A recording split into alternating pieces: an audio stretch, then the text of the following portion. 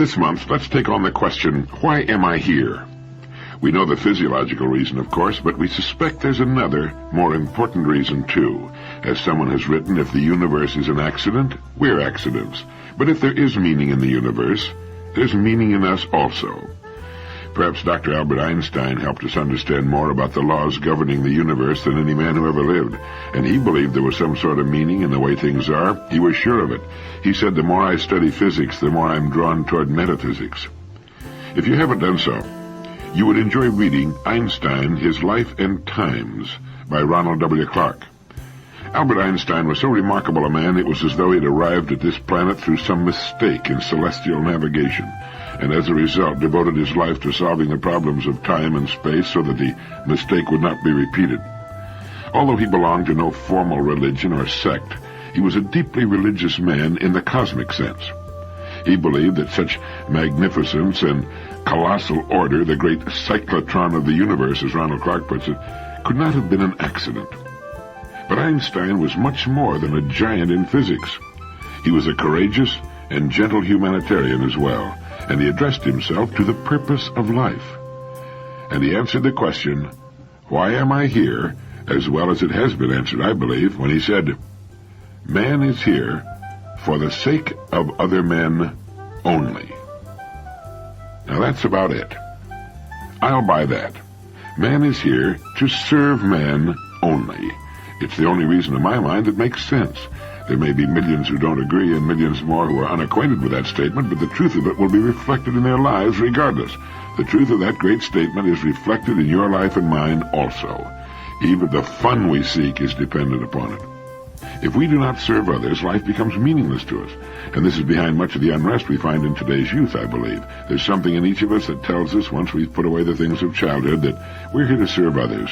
And if we remain in positions in which we are not assuming the service that normally should go with adulthood, we become restive, anxious, and depressed. It's behind much of the unease common to men on a Sunday afternoon or evening. It's why we get tired after a while of playing golf every day or fishing or sailing or whatever leisure activity we engage in. We might say that our leisure has meaning and renewal to the extent that we know we've earned it, and we earn it by serving others, especially in our culture. We have only to look at those who do not serve to see the truth of our postulate.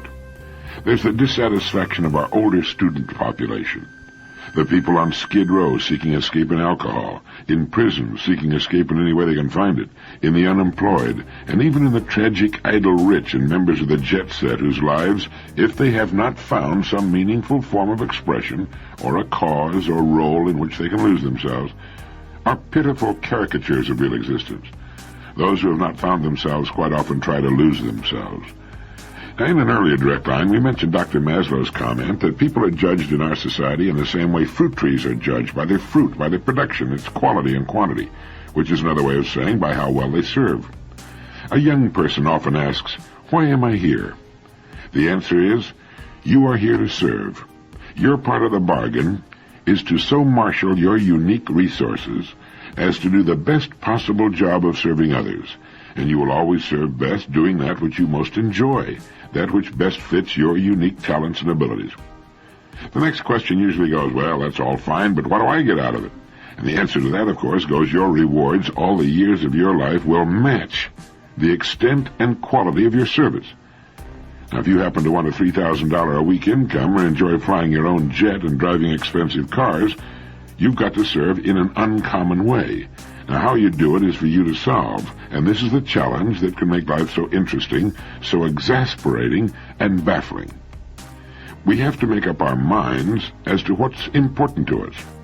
Now, Dr. Einstein wanted nothing more than the simple necessities of life: a roof, a bed, food, a place to work, his violin, and his sailboat. The modern trappings of success meant nothing to him. He was simply above them. He was often mistaken for an unsuccessful traveling salesman. But his service to mankind was monumental, and his reward? Immortality. He could have had anything of a material nature he wanted. He wanted nothing. He was a completely mature human being. But he had not selected his own great gifts.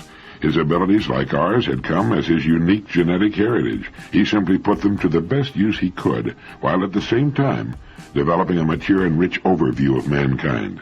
I think we should do the same, and that our kids should know, when they're old enough to know, that they should do the same, make the best use of their gifts, and by so doing, maximize their service, and by so doing, maximize their rewards. It all fits. It makes sense whether you're interested in giving, getting, or both. Few of us have matured or become so wrapped up in one subject to the degree reached by Dr. Einstein. Most of us are much concerned with this world and how we can enjoy it as we go along. We tend to like beautiful things and the perquisites of success. Perhaps we're still children to that extent, but it's fun being a child and harmless. We seem to like such things as beautiful homes, cars, furs, jewels, yachts, and travel, at least until after we've had them for a while. But forgetting for the moment what we may want, the important thing is to find how we can best serve. It answers the question, why am I here? I am here to serve others. Now I know why I get up in the morning and what I should spend a good proportion of my day doing. Maximizing, if I can, my service to those I have chosen to serve. How can I do a better job of serving today than I did yesterday, this year than last? As long as I can keep answering that question, I will continue to grow and mature as a person, and I'll never grow old in mind and spirit. It clarifies our lives. As Voltaire's Candide said, let us cultivate our garden. Let's make it a good garden. The best garden we can produce with the equipment and conditions we've been given within the enormous parameters offered by the world of today and tomorrow. But how do we relate the idea of service to others with our personal goals? In his excellent book, A God Within, the distinguished microbiologist and author René Dubos tells us that the pre-classical and classical Greeks symbolized the hidden aspects of man's nature, in particular the forces that motivate him to perform memorable deeds, by the word entheos, a God within. From the Greek word entheos is derived the word enthusiasm, one of the most beautiful words in any language. And he adds, man today may no longer believe in the divine origin of inspiration, but there are few who do not retain the ancient and almost mystical faith that enthusiasm is the source of creativity. Whatever their religious or philosophical allegiance, all men and women know that there would be little chance of improving the world if it were not for the faith derived from the God within. In the original Greek sense, the word enthusiasm means far more than deep interest, ardent zeal, or twinkling eyes. It implies the divine madness, the mania that Socrates regarded as the mainspring of all worthwhile creations. As Plato worded it in Phaedrus, in reality, the greatest of blessings come to us through madness, when it is sent as a gift of the gods. Madness, which comes from God, is superior to sanity, which is of human origin. I think that's what each of us is looking for, the kind of work that so fits the kind of person we are that we can lose ourselves in it and find endless enthusiasm, a kind of divine madness. When we do, our daily efforts become one with our goals or with our role. We then serve automatically. Service becomes a natural concomitant, a byproduct of our daily thinking, creativity, and actions. There's little doubt that creativity is a natural extension of enthusiasm. And I'm convinced that there is a kind of work for each of us which will bring the God within us to the surface. Enthusiasm is a kind of madness or mania, and is, as Socrates thought, the mainspring of all worthwhile creations. Our personal goals then become almost incidental and automatically come to us, and we're given what we need, whatever it is that we need, in order to continue our work. That might involve a great corporation employing thousands of people. It might involve a particular job or position, an entirely new entity of some kind, such as an organization or corporation or small business enterprise. It might involve an avocation or spare time activity, a retirement interest. But lurking within every single one of us, such a source of enthusiasm exists, our own entheos, our own God within. It's interesting that when we find our own God within, it will quite often be a source not only of deep personal satisfaction, enthusiasm, and creativity, but of sufficient financial reward as well. In our world of today, money is usually the way we keep score. The best players, those who have found their greatest source of talent, application, enthusiasm, and creativity, usually wind up with a satisfactory share of the world's marbles. In Charles Frankel's excellent book, The Pleasures of Philosophy, we learn that when Plato speaks of good or virtuous men, as he repeatedly does in the Symposium and other dialogues, it's useful to bear in mind what the Greeks meant by such terms. They didn't hold a Sunday school view of morality. Frederick Woolbridge, who was a colleague of John Dewey's at Columbia for many years, used to remark that the history of morals was told in the history of the word virtue. It began with the Greeks by meaning strength in a man, and it had come among the Victorians to mean weakness in a woman. The model of the good or virtuous man whom the Greeks had in mind was a gentleman, gregarious by nature and active in public life. He loved words and argument. He was sensitive to beauty and should, the Greeks thought, be physically attractive himself. There was a touch of magnificence in his bearing and a love of color. He was magnanimous with others, liberal, though not ostentatious with money, and indifferent to hardship if it was forced upon him. But he was not meek or humble. He sought to be fair and just in his dealings and prudent and temperate in his conduct, but he admired talent, strength, and accomplishment, and he saw no virtue in poverty and no higher wisdom in simpleness of mind.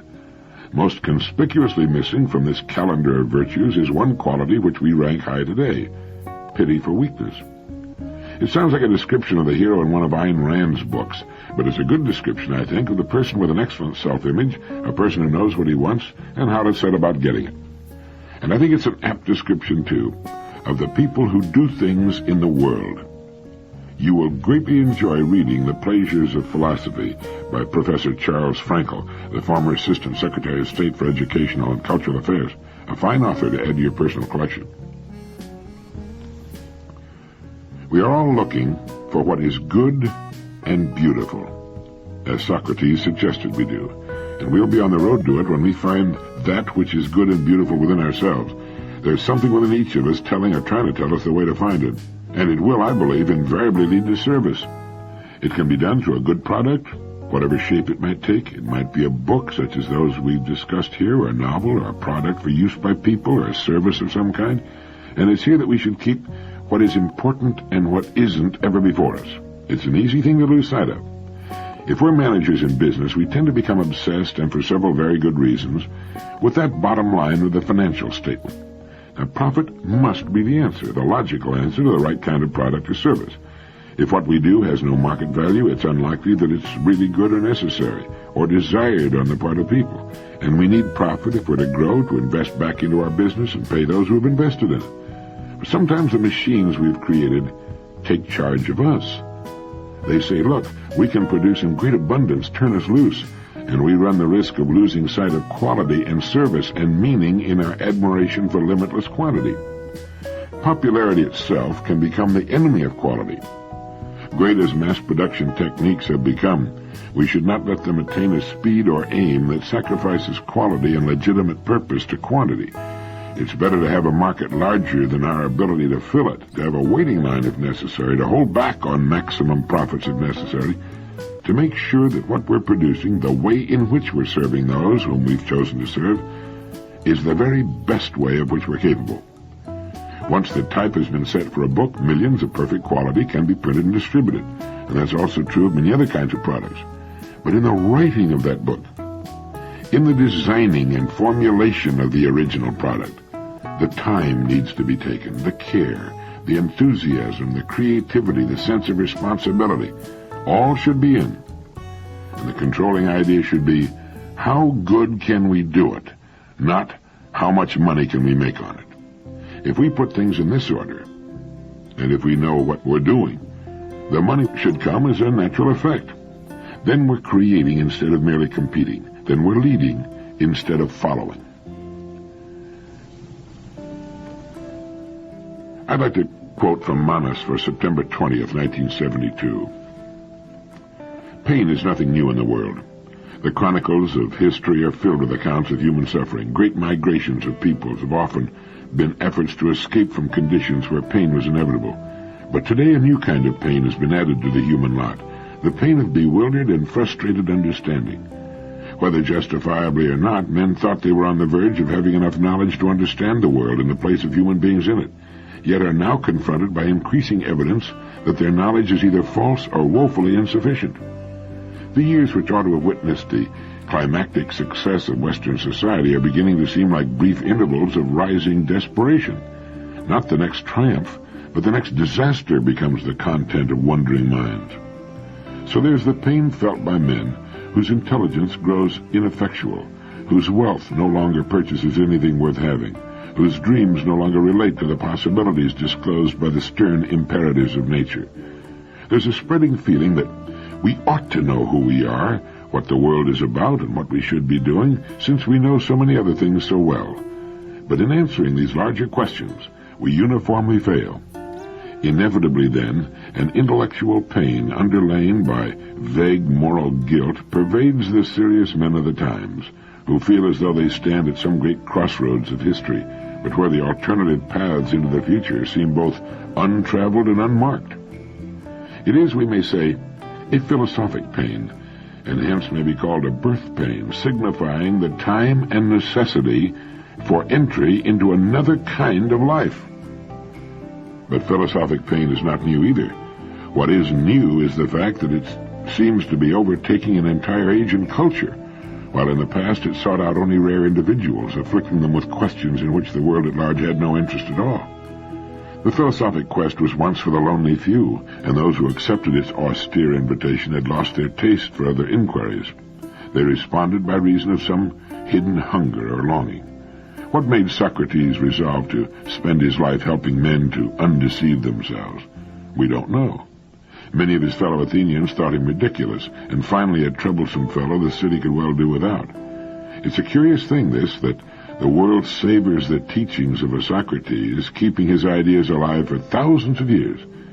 Yet when a living man practices the Socratic calling, his countrymen find ways of isolating him and denying attention to his ideas. For what it's worth, we have a theory about the present. It is that the circumstances of life, as men have altered and shaped them, are now setting the Socratic questions. What was the purpose of the Socratic questions? The old Athenian hoped to persuade the Greeks to look at their own beliefs, their own first principles, and to see if they were good enough to live by, a painful question for almost any man. Socrates was a gentle and kindly fellow, and he did his best to put his questions in comprehensible terms. Not so the angry circumstances of our lives. All that they say to us is, "It won't work. What you're doing is not the right thing to do." A hurt, humiliated, and mistreated nature speaks to us through the responses of the environment, in the outcries of angry men, and in the revolts of the young. And the voice of nature is not the amiable speech of Socrates, who strove to make his listeners understand. No, the voice of nature, in speaking to us, is as indifferent to our anxious intelligence as we have been to the world around us during the centuries in which we harnessed its energies and wasted its riches in the service of our interests and appetites. Nature is now a cold and inflexible instructor. We have perhaps but one advantage in hearing the voice of the environment instead of mild Socratic counsels. Our ill-used host now speaks to everyone, not just to a handful of would-be philosophers. Ready or not, we must now begin to understand its admonitions or suffer almost immediate consequences for our continuing ignorance. In Literature and Western Man, a valuable cultural study as well as a history of literature, J.B. Priestley speaks of the change which came over Western civilization as a result of the Industrial Revolution and the development of volume printing from a continuous roll of paper. The big expansion of industrialism began a little over a century ago. Power to a new middle class largely indifferent to thought and literature. As Priestley puts it, this age, with all that it accomplished in material progress, represents the triumph of the manufacturing and commercial middle class. The world of Victorian and Imperial Britain, of the North after the American Civil War, of the French Second Empire, even, though to a lesser extent, of Russia after 1861 and the freeing of the serfs, is the world as this particular class, which has more power and thrust than any other, desires and makes it. The great international exhibitions from 1851 onwards reflect the whole glittering triumph of these busy, acquisitive people. They control the powerhouse of all Western society. They shape and color the social scene. The values that society takes for granted are not their values. Now, while this passage by no means explains why the populations of England and America so easily submitted to the credo of these busy, acquisitive people, it records the fact of commercial dominance and enables us to understand why the gross national product has until very recently been regarded as the principal measure of human achievement. Now, from these psychological foundations, the rape of the planet proceeded as a matter of course.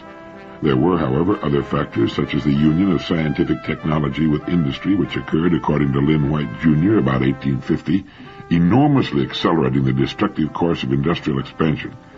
And, as Dr. White adds in an epoch-making paper, with the population explosion, the carcinoma of planless urbanism, the now geological deposits of sewage and garbage, surely no creature other than man has ever managed to foul its nest in such short order. Western man, Dr. White says, has no concern or regard for the earth and its creatures. He merely uses them for his own purposes, and he believes that we shall find no remedy for our multiplying planetary ills save by an essentially religious change in attitude. We must rethink and refeel our nature and destiny.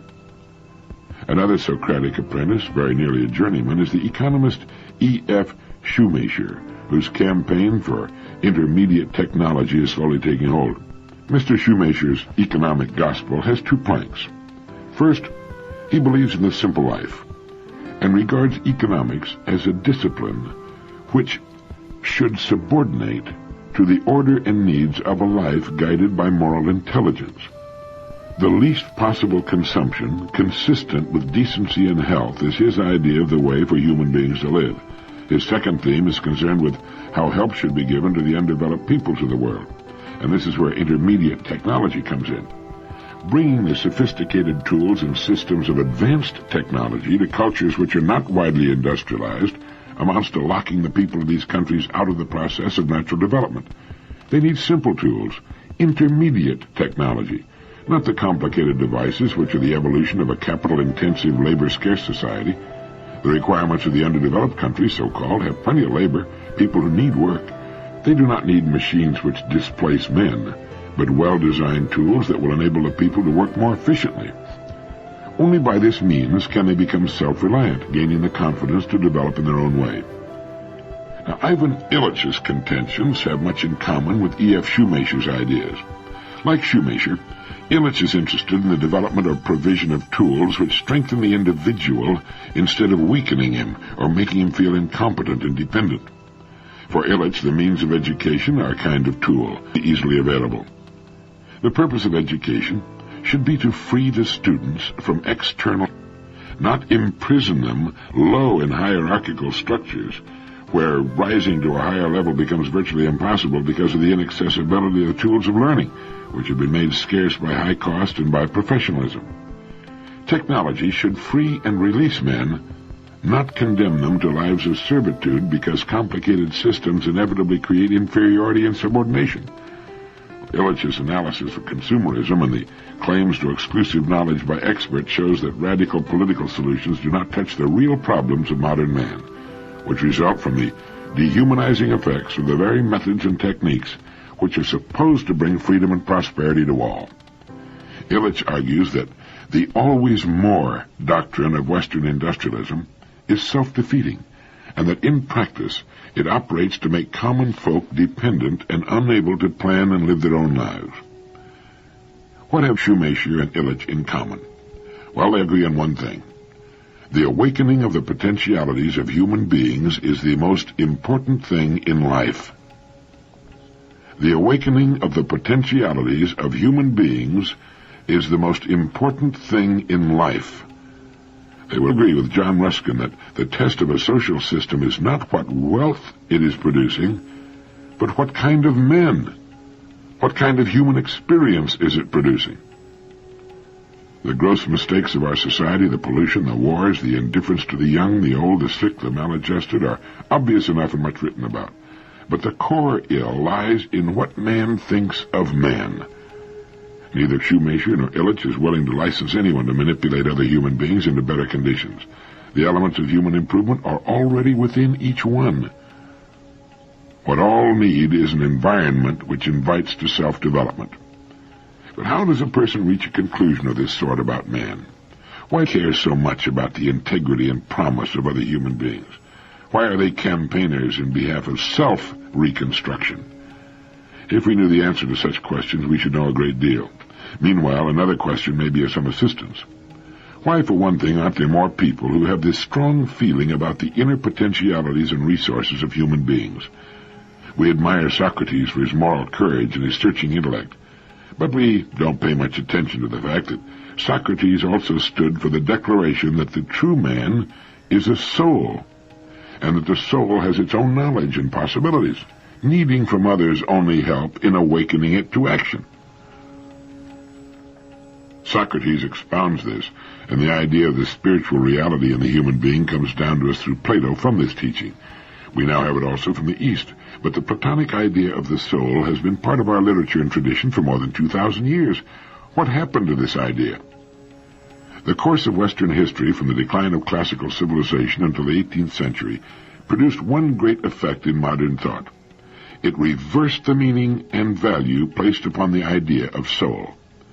For Socrates and Plato, the soul was the true identity, the being who had need of making his own decisions, of freeing himself from the pressures of opinion and custom, and relying on principle for the guidance of his life. But by the 18th century, freedom had come to be identified with the doctrines of an aggressive materialism, and the idea of progress and the hope for social justice were closely linked with the tough-minded mechanistic philosophy which had been evolved by Descartes and the later French materialists.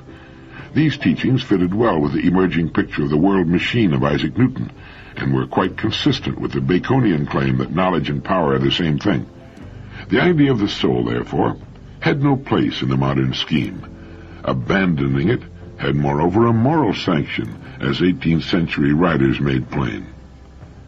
In Vasily Rozanov's long essay, Dostoevsky and the Legend of the Grand Inquisitor, first published in 1891 and now translated into English by Spencer E. Roberts, he writes, "The fundamental evil of history lies in the incorrect relationship in it between the ends and the means. The human personality, regarded as only a means, is sacrificed in order to raise the edifice of civilization, and of course no one can determine to what extent and how much longer this can go on. Something monstrous is taking place in history. A sort of phantom has seized and perverted it. For the sake of something that no one has ever seen and which everybody is only awaiting, an intolerable wrong is being wrought. Human beings, today as in the past, an eternal means, are being sacrificed, no longer individually, but in whole masses, in whole nations, in the name of some general distant goal that has not yet revealed itself to a single living person, and about which we can only guess. And where will it all end? When will man, as an end in himself, appear, he for whom so many sacrifices have been made? No one knows." And that was written, remember, in 1891, provoked by Dostoevsky's Legend of the Grand Inquisitor. We don't have to stay in line in an endless lockstep to nowhere, and for most people it isn't just a lockstep to nowhere, it's also a dull, uninteresting, and bleak landscape to boot. It isn't even any fun. Why do people remain on ridiculous, uninteresting, meaningless jobs, in ugly, crowded wastelands, living in dumb, crowded, unimaginative housing? They have been caught up in an environment they take for granted and by the habits of generations. Like the canary in the cage, they think that's all the world there is. They must think that life is the good life. What would they say if we asked them, "Are you pursuing the good and the beautiful?" They'd probably call the cops, or the man with the net. "What are you talking about, the good and the beautiful? What's good? What's beautiful?" Indeed, what is? These are some of the questions we want to ask here, and try to find some answers. As Professor Charles Frankel writes in the foreword of The Pleasures of Philosophy, Plato repeatedly describes how philosophers, having glimpsed the truths of a more perfect world, come back to the ordinary scene and are not quite able to believe in it. It seems a tissue of insubstantial illusions to them, and they in turn appear to those untouched by philosophy to be curiously naive, oddly disengaged from the opinions that rule the world. The truth to which Plato points is that philosophy can shock us into seeing that there are alternatives to our routine ways of reacting to our experience. Using its own distinctive tools, it offers what literature or painting also offers: the arrest of attention, the liberation from half-consciousness, a freshened, more zestful appreciation of the singularity of things. Under the spell of an ingenious argument in philosophy, we find that what is immediately in front of us can take on an edge, a sharpness, as though we had never seen it before. We're surprised that things are as they are. For the moment, we're innocent again, and wonder as children wonder why they aren't different. Philosophy is a sophisticated person's way of recovering his naivete. Though it deals in words and abstractions, it's a way of releasing the imagination and invigorating and deepening the life of the senses. But philosophy reminds us, too, that what surprises us should not do so. The problems that we take to be special to us, the situations we have imagined to be peculiarly our own, turn out to be illustrations of recurrent themes in human experience. And yet, even though philosophy takes us out of ourselves and our own time and provides us with another perspective from which to view the present, it doesn't make the present recede.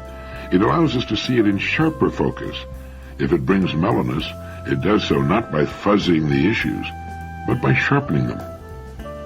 That, I believe, is what we need, at least those who have assumed to lead or originate or serve in an uncommon way.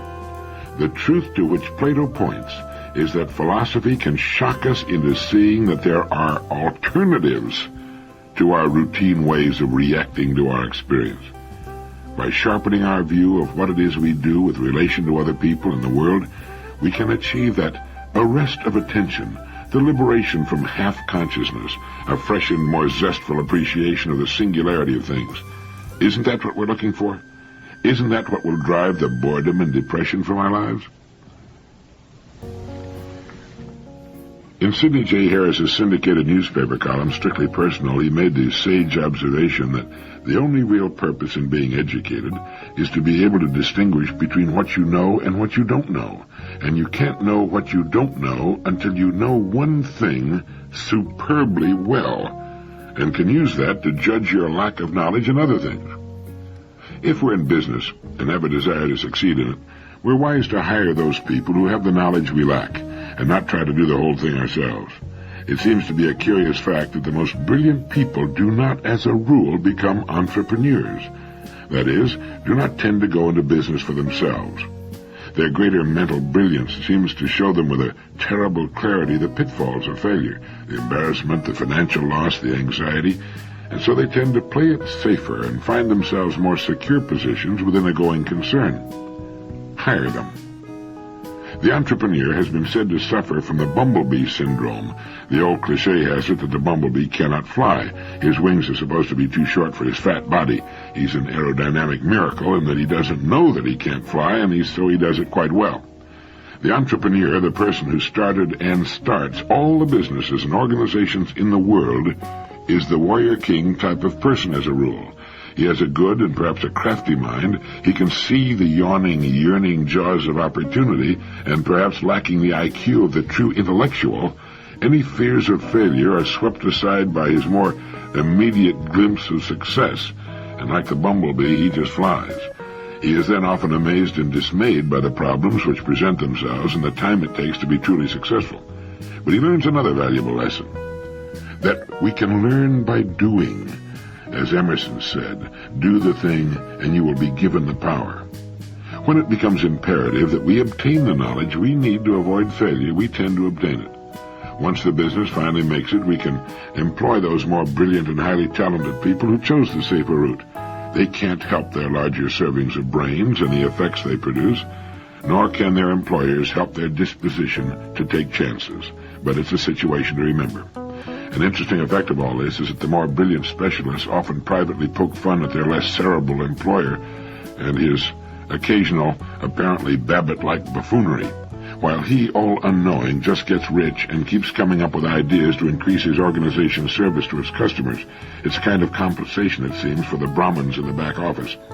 It's important to know what you don't know, and it's important, too, to know that for every idea you can come up with, there are very talented people who can put it together, who can build it, and make it fly.